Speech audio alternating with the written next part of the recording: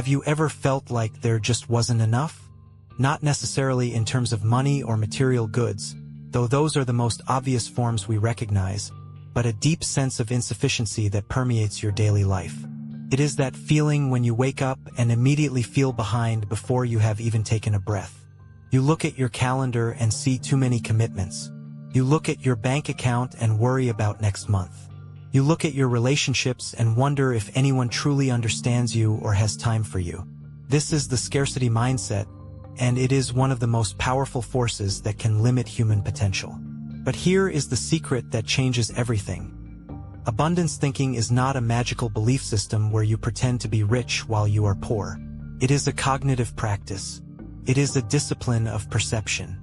It is about training your brain to scan for what exists rather than focusing on what is missing. When we operate from scarcity, our vision narrows. We become tunnel-visioned. We see only the obstacle in front of us and forget that there are paths around it. We see only the closed door and fail to notice the window next to it. This narrowing happens because when you feel threatened or lacking, your brain goes into survival mode. Prioritizes immediate needs over long-term possibilities. It tells you to hoard resources rather than share them. It convinces you that if you give something away, you will have less of it later. But this is a false economy. Giving creates flow. Hoarding creates stagnation. So the first step in practicing abundance thinking is simply noticing when you feel scarcity. You cannot change what you do not see. If you are walking through life blindfolded by fear and lack, you will never find the resources that are already there waiting for you. The moment you catch yourself thinking, I don't have enough time, or I can't afford this, or no one is going to help me, stop. Pause. Take a deep breath. And then consciously shift your focus outward. Look around you. What do you see? You might think of the obvious things like money in your pocket or food on the table, but abundance thinking goes deeper than that. It involves recognizing skills, connections, opportunities, and resilience as resources too. Think about the last time you solved a difficult problem. Did you feel like you were running out of ideas? Or did you realize that every failure brought you closer to the solution? That is an abundant resource called experience. Think about the people in your life. Do they seem busy and unavailable? Or are they simply waiting for you to reach out with a genuine request? Most people want to help but feel overwhelmed by their own perceived lack of capacity. When you approach them from a place of abundance, asking for specific assistance rather than complaining about your burden, the dynamic changes. You become a collaborator instead of a victim. Let me give you a concrete example of how this shift works in real life. Imagine you are standing at a crossroads and you feel stuck. You think there is no way forward because every path seems blocked. In scarcity thinking, you see walls. In abundance thinking, you see doors. The difference isn't the physical reality. It is your interpretation of that reality. When you interpret the world as full of options, even small ones, you begin to act differently. You take risks. You speak up.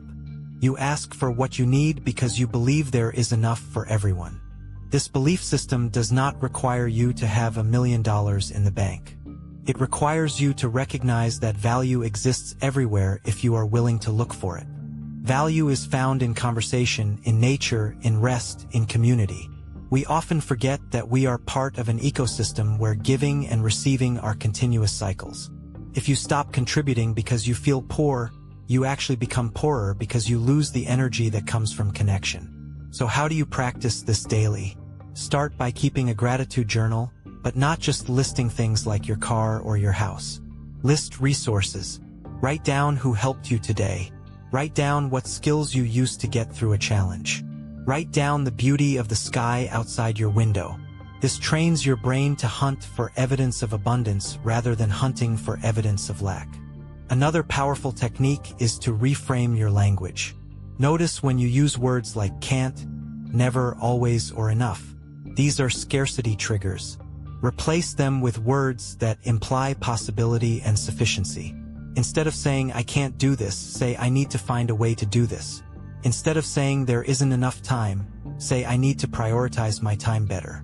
This simple linguistic shift alters your internal narrative and eventually changes your external reality because you begin to act as if the solution is already possible.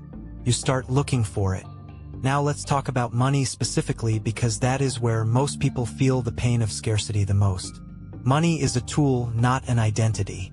When we identify with our lack of money, we reinforce the belief that we are unworthy or incapable. Abundance thinking treats money as energy that flows through you. It recognizes that wealth is created by value exchange. If you have something valuable to offer your community, whether it is your labor, your creativity, or your empathy, there will be a way for people to pay you for it. The fear of not having enough often comes from the belief that resources are finite and zero-sum, that if I win, someone else loses. But in reality, innovation creates new value all the time. Technology has made goods cheaper and more accessible than ever before. Knowledge is free. Connection is instant. We live in an era where scarcity is largely a psychological construct rather than a physical one. Of course, there are real challenges like poverty and inequality that we must address as a society, but on an individual level, the mindset shift is crucial for your own well-being. You cannot heal yourself while believing you are broken. You cannot build wealth while believing you are poor. The practice of abundance thinking is essentially an act of self-respect. Say to yourself, I am worthy of support. I am worthy of resources. I am worthy of love. And when you believe that, the universe conspires to bring those things into your life because you begin to recognize them as they arrive. You stop seeing a gift and start seeing a resource. You stop seeing an opportunity and start seeing a risk. The key is consistency. This is not a one-time fix. It is a muscle you must exercise every day. There will be days when the pressure feels heavy and the scarcity thoughts return with full force. That is normal. Do not beat yourself up for having those thoughts. Simply acknowledge them, thank your brain for trying to protect you, and then gently guide your attention back to what is available right now. What do you have in this moment? You have breath. You have hands that can create. You have a voice that can speak. These are abundant resources. Even if you feel empty inside, the capacity to fill yourself exists within you. It is called resilience. It is called hope. And it is available to everyone regardless of their bank balance or social status. So I invite you to try this experiment for the next week. Every time you catch yourself feeling tight or anxious about lack, stop and scan your environment for 3 things that are abundant. Look at a tree growing in the sun. Look at a stranger smiling on the street. Look at the fact that you have survived another day despite all odds. These small acts of recognition build a foundation of abundance thinking over time. It changes how you sleep, how you eat, and how you relate to others. You become less defensive because you feel secure in your own worth. You become more generous because you know there is plenty to go around. And most importantly, you become more creative because you are no longer afraid of making mistakes or running out of ideas. Creativity requires freedom, and freedom comes from the belief that you have enough space to grow. If you want to deepen this practice, consider surrounding yourself with people who embody abundance thinking. Listen to them. Observe how they speak about problems as puzzles rather than threats. Notice how they celebrate others' success without feeling threatened by it. This is called social proof, and it reinforces your own neural pathways toward positivity. But remember that you do not need a perfect circle of friends to start. You can be the source of abundance for yourself first. When you radiate confidence and contentment, you attract similar energy from others. It is a magnetic field. So as we conclude this discussion on abundance thinking, I want to leave you with one final thought. The world does not owe you anything, but it also does not need to take anything from you to give you everything you want. Life is a flow state. Resources come and go like the tides. If you anchor yourself in the present moment, recognizing what is there right now, you will find that scarcity is often just a shadow cast by your own expectations. Step out of the shadow, look around, see the light, and realize that you are already standing on solid ground with everything you need to begin again today. Thank you for listening, and I hope this inspires you to look at your world through new eyes tomorrow. If you like this video, a like or a sub would be highly appreciated. Take care of yourself and grow in abundance.